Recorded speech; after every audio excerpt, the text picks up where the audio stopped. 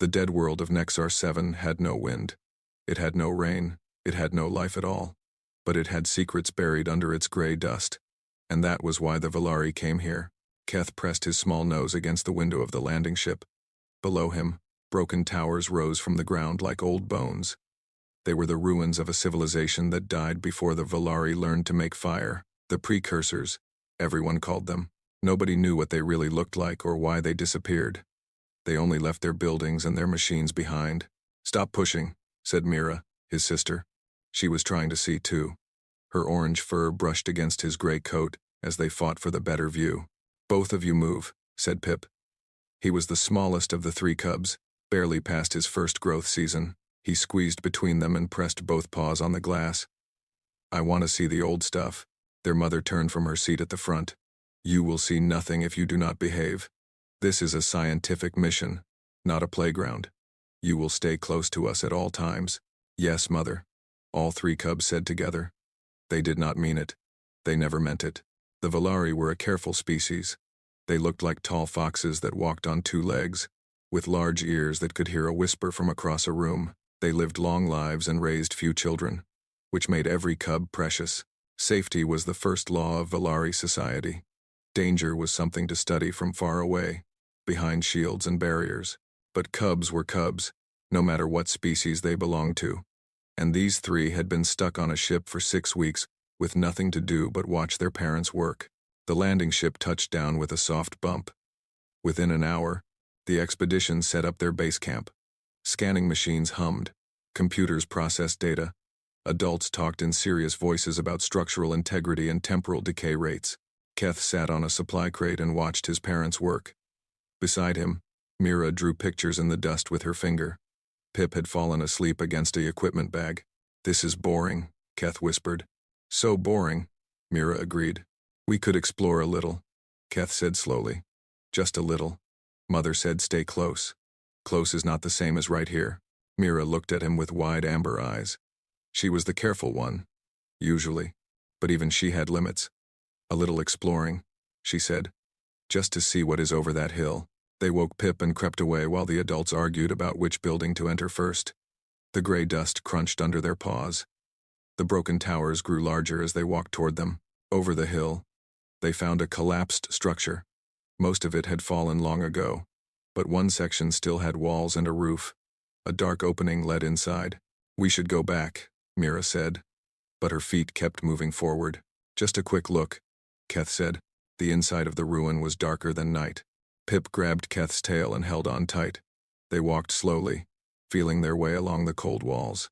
Strange shapes covered the stone under their paws. Writing, maybe, or pictures. It was too dark to tell. Then they found the chamber. It was small and round, and somehow it was not completely dark. A soft glow came from the center of the room. The three cubs stopped and stared. On a pedestal made of something like glass sat a sphere. It was about the size of Pip's head, black as space but somehow also full of light. Patterns covered its surface, lines and shapes that seemed to move when Keth looked at them from different angles. "What is it?" Mira whispered. "Precursor technology," Keth said. His voice shook a little. They all knew the stories. Precursor machines could do amazing things. They could also do terrible things. Nobody really understood how they worked or what they wanted. "We should definitely go back now," Mira said. But Pip was already walking toward the sphere. His eyes were huge and round, reflecting the soft light. He reached out one small paw. "Pip, no!" Keth and Mira shouted together. Too late. Pip touched the sphere. For one long moment, nothing happened. Then the sphere pulsed with warm golden light. It rose from the pedestal and floated in the air. A humming sound filled the chamber, low and deep, like a giant animal purring. The three cubs ran. They ran out of the chamber, down the dark hallway, out of the ruin, and into the gray daylight. They ran over the hill and toward the camp, their legs pumping as fast as they could go. But when Keth looked back over his shoulder, his heart nearly stopped. The sphere was following them. It floated through the air behind them, about 3 meters back, moving exactly as fast as they moved. Its glow had changed from gold to a soft blue. The humming continued, quieter now, almost gentle. They stopped running. They were too tired to continue anyway. The sphere stopped too. It hung in the air, patient and calm, like it was waiting for them. "Go away," Pip said in a small voice. The sphere did not go away. Mira tried walking in a circle. The sphere moved with her, always staying the same distance behind. Keth waved his arms at it. "Leave us alone." The sphere bobbed slightly in the air, almost like it was nodding, but it did not leave. "We are in so much trouble," Mira said. She was right. When they returned to camp with a glowing precursor artifact floating behind them, their parents reacted exactly as expected. Their mother screamed. Their father dropped his scanner. The expedition leader, a elderly Valari named Dr. Voss, turned a color that Keth did not know Valari could turn. "What have you done?" Dr. Voss shouted. "What have you touched? Where did you find this?" The cubs tried to explain between sobs. Pip cried the hardest because he knew it was his fault. But strangely, as he cried, the sphere moved closer to him. Its glow shifted to a softer shade, and the humming changed to something that sounded almost like a lullaby. Dr. Voss contacted the Galactic Council immediately. This was beyond anything their small expedition could handle. A precursor artifact had activated and bonded to 3 children. In all of recorded history, this had never happened before. Within hours, a message came back from the Council. A full emergency session was being called. Representatives from every major species would gather to discuss the situation. Ships were already on their way to Nexar 7. "What will they do to us?" Keth asked his mother that night. She held him close and did not answer. Her silence was worse than any words could have been. Outside their tent, the sphere floated in the darkness, its blue light never fading. It had positioned itself between the cubs and the rest of the camp, like a guard watching over sleeping children. Whenever anyone approached, the glow brightened slightly in warning. Keth lay awake for a long time, watching the light move on the tent walls. The sphere did not feel dangerous to him. It felt like something else, something he could not name, but he knew the adults would not see it that way. Adults never saw things the way cubs did. The ships would arrive tomorrow, and then everything would change. The ships came like angry stars falling from the sky. 12 of them, from 12 different species, each one carrying scientists and soldiers and politicians. They formed a ring around the small Valari camp, and suddenly the dead world of Nexar 7 was the most crowded place in the sector. Keth watched from the window of his family's tent as the aliens arrived. He had never seen so many different species in one place. There were the Thexians, tall and thin with gray skin and 4 arms. There were the Morvac, heavy creatures that walked on 6 legs and spoke in rumbling voices. There were the Kalani, who looked like giant insects with jeweled eyes, and many others whose names he did not know. "Why are they all here?" Pip asked. He was sitting on his sleeping mat with the sphere floating beside him. It had not left his side since yesterday. "Because of that thing," Mira said, pointing at the sphere. "Because we touched something we should not have touched." "I did not mean to break anything," Pip said quietly. "You did not break it," Keth said. "You woke it up." That might be worse. Their parents came to get them an hour later. The cubs were taken to a large tent in the center of the camp where all the alien representatives had gathered. The sphere followed. Of course, it always followed. The tent was huge, bigger than their house back home. Chairs and platforms had been set up to fit all the different body shapes. At the front was a raised stage where the cubs were told to stand. They felt very small under so many watching eyes. Dr. Voss spoke first. He explained what had happened in a voice that shook slightly. The cubs had wandered off. They had found a hidden chamber. The smallest one had touched the artifact, and now it would not leave them alone. "Show us," said a Thexian with silver markings on his face. He seemed to be the leader of his group. The scientists had been trying to examine the sphere all morning, but nothing worked. Scanners could not read it. Cameras could not photograph it clearly. It was as if the sphere existed in a slightly different version of reality than everything else. "We have attempted containment," Dr. Voss said. "Watch." 2 Valari scientists brought out a cage made of energy fields. It was the kind used to hold dangerous materials. They tried to place it around the sphere. The sphere did not fight. It simply was not there anymore. One moment it floated inside the cage. The next moment it was outside, back in its usual spot behind the cubs. It had not moved through the energy field. It had just ignored it. The aliens in the tent made sounds of surprise and fear. "We tried physical barriers as well," Dr. Voss continued. walls of metal, stone, and composite materials. The sphere passes through all of them as if they do not exist. Can it be destroyed? The Thexian leader asked. We have not attempted destruction. The risk of unknown reaction is too high. A Morvac delegate rose on his 6 legs. His voice was like rocks grinding together. This artifact is clearly dangerous. It has bonded to these children in a way we do not understand. It cannot be contained. It cannot be controlled. The logical solution is clear. And what solution is that? Asked Dr. Voss. The Morvac did not look at the cubs. He looked at the adults in the room. Humane termination. Quick, painless. Before the artifact fully activates, we do not know what it is doing to these children. We do not know what they might become. Pip grabbed Keth's paw. His small body was shaking. Mira made a sound that was half sob, half growl. The sphere's blue glow turned slightly red. You cannot kill children because you are afraid, a Valari voice shouted. It was their mother. She had pushed through the crowd and stood before the stage, her fur standing up in fury. They are cubs. They made a mistake. That does not give you the right to control your emotions, the Thexian leader said coldly. We are discussing the survival of civilizations. Precursor technology ended the Harn Empire. It silenced the Void Singers. Entire species have been erased because they thought they could handle what the precursors left behind. The argument continued for hours. Some species wanted to study the artifact more. Others wanted to quarantine the cubs forever. A few supported the Morvac's suggestion of termination, though they used softer words for it.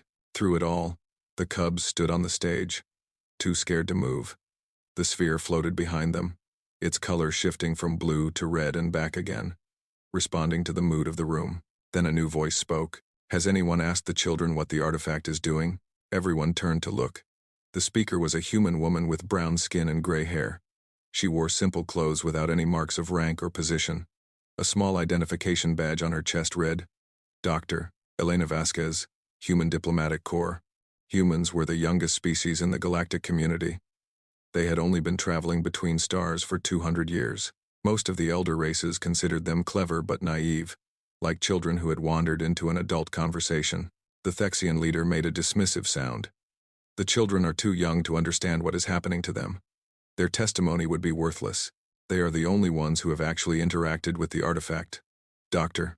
Vasquez said. The sphere follows them. It responds to them. If it wanted to harm them, it has had many chances. Instead, it stays close. It protects itself only when others try to interfere. To me, that looks less like a weapon and more like a guardian.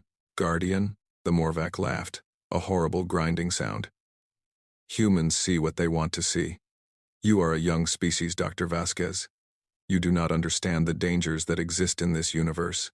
Perhaps, the human said. Or perhaps we are young enough to remember what it feels like to be small and scared and in need of protection. She looked directly at the cubs on the stage. Her eyes were warm and kind. The first kind eyes they had seen all day. May I speak with the children? She asked. Alone? The request was so strange that no one knew how to respond. Finally, the Thexian leader waved his 4 hands.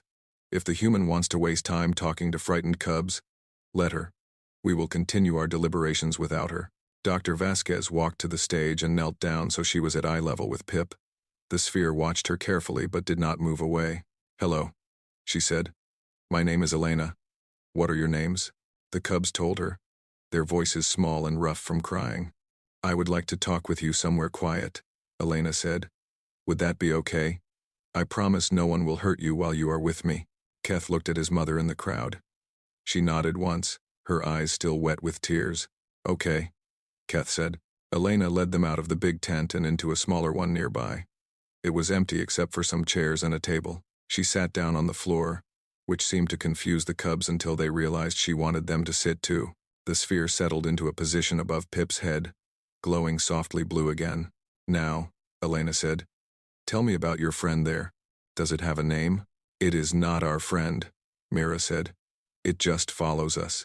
Does it feel dangerous to you? The cubs looked at each other. Slowly, they all shook their heads. No, Keth admitted. It feels safe, like when Mother is nearby, but also different. Elena smiled. I thought so. Will you tell me more? And so, For the first time since this nightmare began, someone actually listened to what the cubs had to say. Dr. Elena Vasquez did not bring any machines to the small tent. She did not bring any weapons or scanning equipment. She only brought herself, a bag of sweet dried fruit, and more patience than any person had ever shown the cubs before. "Are you hungry?" she asked, opening the bag. "I know it has been a long and scary day." The cubs were hungry. They had not eaten since morning, and that felt like 100 years ago. They took the fruit carefully, as if it might be a trick, but it was just fruit, sweet and chewy, and somehow eating it made the whole situation feel a little less terrible. "Thank you," Mira said quietly. She had always been taught to be polite, even in bad situations. "You are welcome." Elena sat cross-legged on the ground, making herself small. The sphere floated nearby, watching her with whatever senses it had. Its glow stayed calm and blue. "Now, I want to understand something. The artifact out there, the sphere that follows you, does it ever show you things?" The cubs stopped eating. They looked at each other with wide eyes. "How did you know?" Keth asked.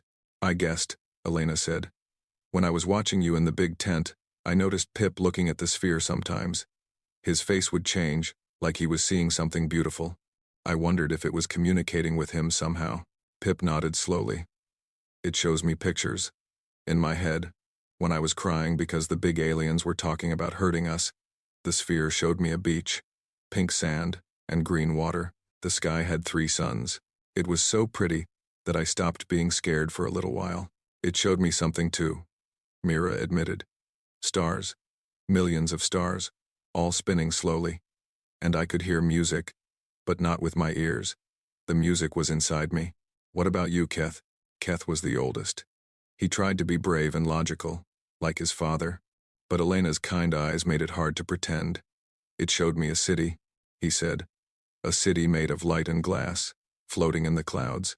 There were people there, walking and talking. I could not see their faces clearly, but they seemed happy. They seemed at peace." Elena was quiet for a moment. Then she smiled, and her smile was full of wonder, not fear. "I think," she said carefully, "that the sphere is trying to comfort you.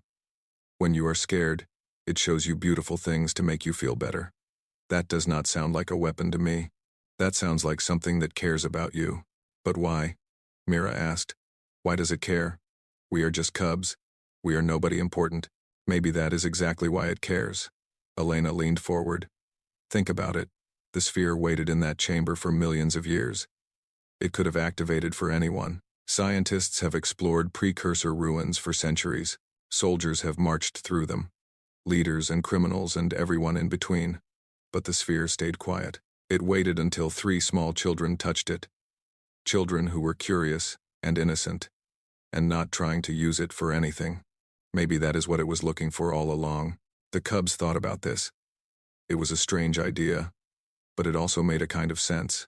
"What will happen to us?" Pip asked. He was the youngest, and his voice was very small. "The big aliens want to hurt us. They are afraid of the sphere." "I will not let them hurt you," Elena said firmly. "I promise." "How can you stop them? You are just one human."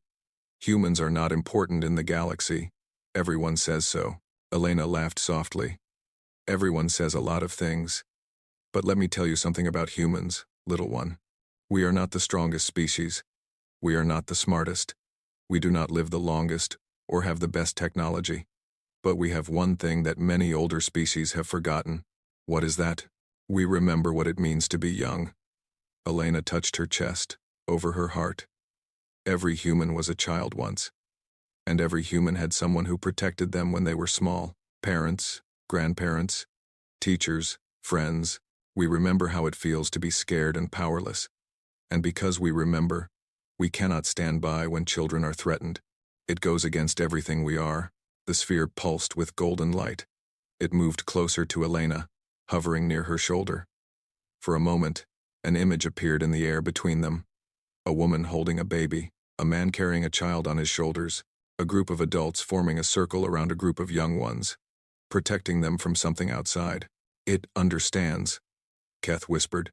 "Yes," Elena said. "I think it understands very well." They talked for a long time after that. Elena asked about their lives back home. their favorite games, their dreams for the future. She did not ask about the sphere or the precursors or any of the things the other adults cared about. She just wanted to know about them. The cubs told her everything. They told her about their school and their friends. They told her about the time Pip got stuck in a tree and had to be rescued by the neighborhood watch. They told her about Mira's drawings and Keth's collection of interesting rocks. And as they talked, something changed. The sphere's glow grew warmer and brighter. It began to project more images, not just for the cubs but for Elena too. Beautiful landscapes, peaceful moments, scenes of families from a dozen different species, all caring for their young in their own ways. It is sharing memories, Elena realized. Not its own memories, but memories of what it was made to protect. The precursors must have programmed it to recognize and value the bond between parents and children across all species. So it is a good thing? Pip asked hopefully. I believe so.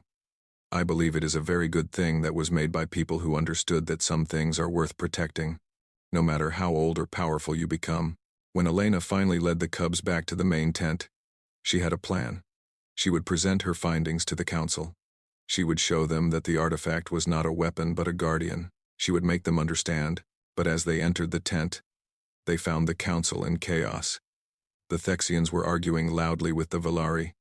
The Morvac had withdrawn to a corner, rumbling among themselves. Other species were shouting over each other, trying to be heard. What happened? Elena asked a nearby Kalani observer. The insectoid's jeweled eyes flickered. The Thexians have decided not to wait for more discussion.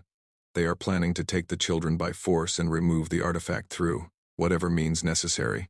They believe it is the only way to ensure galactic safety. Elena's face went hard. She looked down at the three cubs, who had heard every word. Pip was crying again. Mira was holding him. Keth was trying to look brave but failing. The sphere turned deep red. Not today, Elena said quietly. Not while I am here. She stepped forward into the chaos, a small human woman against a tent full of powerful aliens.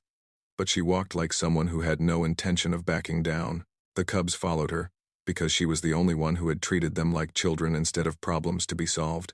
Above them, the sphere began to hum a new tone. It sounded like a warning. The attack came the next morning, before the suns had fully risen over the gray horizon of Nexar 7. Keth was dreaming about the floating city when the screaming started. He woke to find soldiers everywhere. Thexian soldiers in black armor, carrying weapons that glowed with blue energy. They were moving through the camp fast and hard, pushing aside anyone who got in their way. Get up, their mother shouted. She was at the tent entrance, trying to hold back the canvas flap. Get up now. The cubs scrambled out of their sleeping mats. Pip was crying before he was fully awake. Mira grabbed his paw and pulled him close. The sphere had already changed color, from its peaceful nighttime purple to an angry red. We are taking the children into protective custody, a Thexian commander announced from outside the tent. His voice was amplified by his helmet. This is for the safety of all species. Do not resist. They are cubs, their father shouted back. They are innocent. You cannot do this. We can, and we will. The council has failed to act. The Thexian Union will not wait for disaster. Stand aside. What happened next was chaos. The tent ripped open. Armored hands reached for the cubs. Their mother screamed and threw herself at the soldiers. Their father was knocked to the ground. And then the sphere moved. It expanded. There was no other word for what it did. One moment it was the size of Pip's head. The next moment it was the size of a room, then bigger still.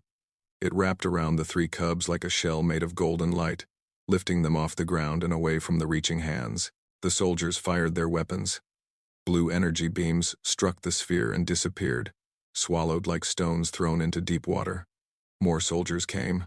They fired bigger weapons. The sphere did not even flicker. Break through, the Thexian commander shouted. Use the heavy cannons.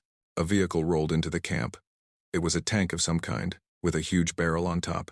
The barrel charged with crackling energy and fired a beam of white light directly at the sphere. The sphere absorbed it. Then, for just a moment, it pulsed brighter, and the tank stopped working. Every light on it went dark. Every weapon in the camp stopped working at the same time. Energy cells drained. Circuits burned out. 100 pieces of advanced technology became useless junk in a single heartbeat. But no one was hurt. Not one soldier, Not one scientist, not one alien of any species. The sphere had defended the cubs without harming anyone. The Thexian commander removed his helmet. His gray face was twisted with fear and anger. "What is this thing?" he demanded. "What have you awakened?" Inside the sphere of light, the cubs could see everything happening around them. The walls were clear as glass but strong as anything they could imagine. They could see the soldiers backing away. They could see their parents being helped up by other Valari.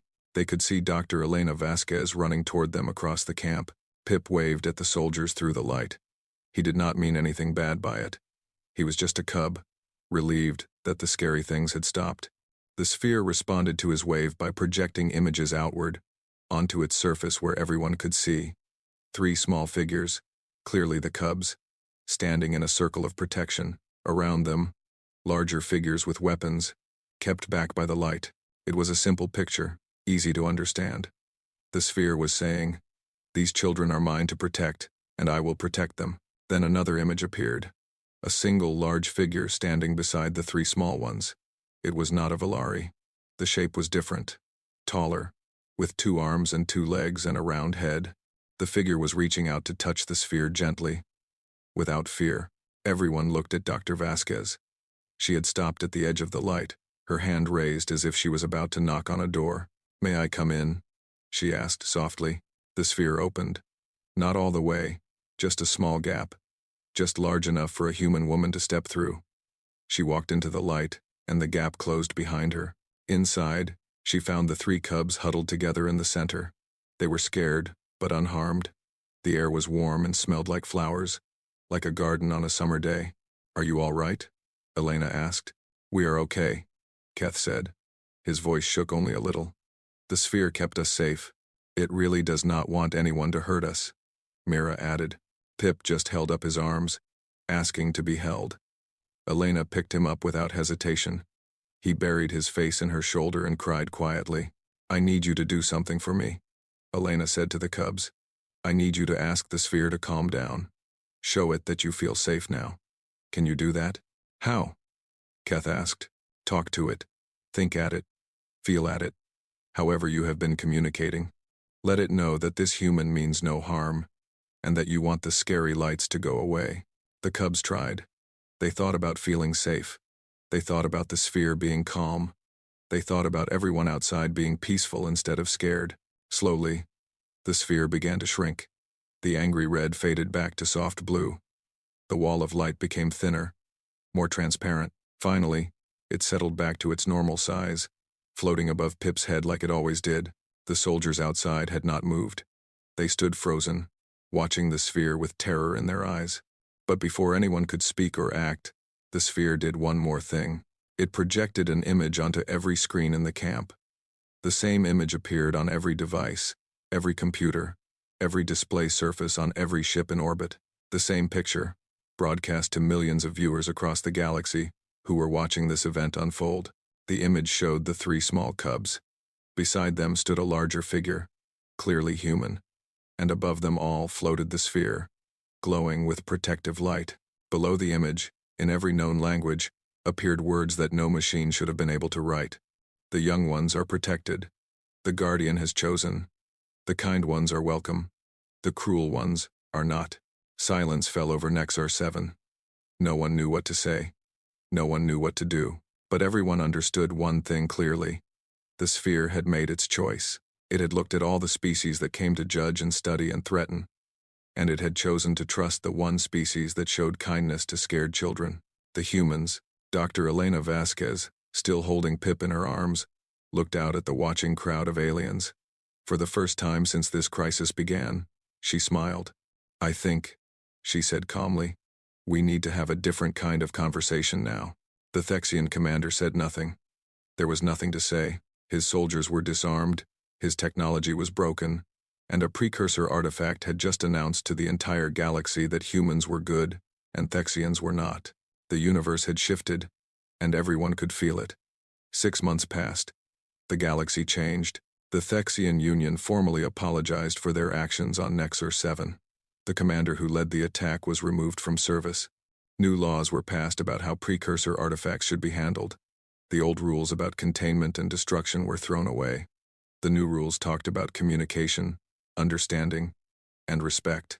Dr. Elena Vasquez became famous, not because she wanted to be, but because the galaxy could not stop talking about what happened. The human woman who walked into an active precursor defense system with nothing but kindness in her heart. The human woman who was chosen by ancient technology when all the elder races were rejected. She was offered a permanent position on the Galactic Council's Precursor Research Committee. She accepted, but only after making one demand that confused everyone. The Cubs get to name the artifact, she said. It bonded with them first. They should get to decide what it is called. The Valari Cubs, now the most famous children in known space, thought about this for 3 whole days. They argued. They made lists. They tested different names by saying them out loud and seeing how the sphere reacted. In the end, Pip chose the name. He was the one who touched it first, after all. He looked at the sphere floating above his head, glowing its soft, peaceful blue. And he said the first word that came to his mind. Fuzzy. Fuzzy? Mira said. That is not a name. That is what you call a blanket. It feels fuzzy, Pip insisted. Inside my head when it talks to me. Like a fuzzy, warm feeling. So its name is Fuzzy. And that was that. The official galactic records listed the artifact as precursor object, Nexar 7 Omega. But everyone called it Fuzzy. Scientists wrote papers about Fuzzy. News programs did stories about Fuzzy. Children across 100 worlds drew pictures of a glowing sphere named Fuzzy protecting 3 small cubs. The Valari cubs returned home with their parents. They tried to go back to normal life, but normal life was gone forever. They were celebrities now. Everyone wanted to talk to them, to study them, to understand what it felt like to be chosen by something ancient and powerful. Fuzzy came with them, of course. It never stopped following Pip. When he went to school, it waited outside. When he played with friends, it floated nearby. When he slept, it dimmed its light and hummed softly, like a lullaby that only he could hear. The cubs grew up with Fuzzy always present. They got used to it, the way you get used to having a pet or a guardian or a very loyal shadow. Other species studied them from a distance, trying to understand the bond, but no one ever figured out exactly how it worked. Some things were beyond science. Some things just were. Other precursor sites were examined with new eyes. Teams of scientists from many species, now always including humans, explored the ancient ruins with a different attitude. They did not go in with weapons and containment fields. They went in with open hands and curious minds, and they found things. Not weapons or dangers, but helpers. A device on a distant moon that healed injuries when touched gently. A crystal on an ice world that taught languages to anyone who listened. A garden inside an asteroid where plants grew that had been extinct for millions of years. The precursors, everyone realized, had not just built machines of destruction. They had built machines of care. Tools to help the young, the sick, the lost. It was just that no one had ever approached them with the right attitude before. The precursors understood something important. Dr. Vasquez wrote in her first official report. They knew that civilizations rise and fall, empires grow and fade, but the need to protect the helpless, to nurture the young, to care for those who cannot care for themselves, that need is eternal. They built their greatest technologies around that truth. 20 years later, Keth became a precursor researcher himself. Mira became an artist who created beautiful works inspired by the visions Fuzzy had shown her. Pip became a diplomat, traveling between worlds to help species understand each other better. Fuzzy went with him everywhere. And in the great halls of the Galactic Council, where once humans were ignored as young and unimportant, things had changed. Human representatives were asked for their opinions first when difficult decisions had to be made. Human wisdom was respected. Human kindness was valued. Not because humans were the strongest or the smartest, but because when the galaxy was tested, when an ancient power looked at all the species and asked who could be trusted with something precious, humans were the ones who passed. Late at night, in the quiet halls of universities and research stations, scholars of the elder races sometimes whispered about what had happened. They used a word from the precursor language, a word their translation machines could barely understand. It was carved on the base where Fuzzy had rested for millions of years. It was written in the code of every helpful artifact they found. The word meant something like the thing that loves what is small. But that was not quite right. A better translation might be the heart that never forgets what it means to be vulnerable. Or perhaps the soul that protects because it remembers being protected. The humans had a simpler word for it. They called it compassion. And they never forgot that it was their greatest strength. On the night of the 20th anniversary of the Nexar 7 incident, Pip stood on a balcony overlooking the Valari capital city.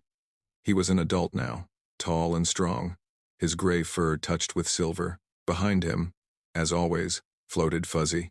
"Do you ever regret it?" his wife asked, coming to stand beside him. She was human, a researcher he had met during his diplomatic training. Touching the sphere, I mean. Having it follow you everywhere for your whole life. Pip thought about this. He thought about the scared cub he had been, reaching out to touch something strange and beautiful. He thought about the years since then, the friends he had made, the lives he had touched, the worlds he had helped to heal. "No," he said. "I think I was supposed to find it. I think it was waiting for someone like me. Someone small and curious and maybe a little bit foolish. Someone who would reach out without fear." His wife leaned against him. Above them, the stars sparkled in the night sky. Fuzzy pulsed with warm light, content, and peaceful. "The humans have a saying," she said. "Sometimes the smallest hands open the biggest doors." Pip smiled. "I like that saying." They stood together in the starlight, two people from different worlds, united by a bond that began with one curious cub and one patient sphere. Behind them glowed the legacy of the precursors, still watching, still protecting, still waiting to share its gifts with anyone brave enough to approach with kindness. The universe was vast and old and full of wonders, but some truths were simple. Some truths were eternal. Love the small ones, protect the helpless, trust the kind hearts, and sometimes, let the children touch the ancient things. You never know what might wake up.